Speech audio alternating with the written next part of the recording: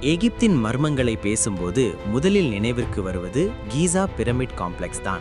ஆயிரக்கணக்கான ஆண்டுகளுக்கு முன்பு கட்டப்பட்ட இந்த பிரமிடுகள் வெறும் கல்லு கட்டிடங்கள் அல்ல, அவை மன்னர்களின் மறைவிடமாக இருந்தன.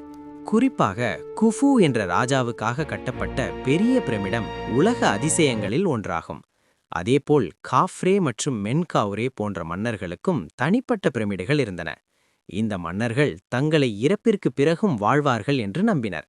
அதனால் அவர்கள் உடல்களை மம்மியாக பாதுகாத்து நகைகள், பொக்கிஷங்கள் மற்றும் அரசரின் வாழ்க்கையில் பயன்படுத்திய பொருட்களையும் பிரமிடுகளுக்குள் வைத்தனர். ராணிகளுக்கும் தனி சிறிய பிரமிடுகள் கட்டப்பட்டன. அவர்கள் மன்னர்களுக்கு சமமான மரியாதை பெற்றனர்.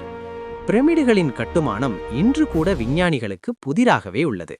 பெரிய கற்களை ஆயிரக்கணக்கான தொழிலாளர்கள் இணைந்து எவ்வாறு இவ்வளவு துல்லியமாக அமைத்தார்கள் என்பது இன்னும் ஆராய்ச்சி செய்யப்படும் விஷயம். இதனால் பிரமிடுகள் இன்று வரைக்கும் மனிதர்களை ஆச்சரியப்படுத்தும் மர்மங்களின் சின்னமாக திகழ்கின்றன.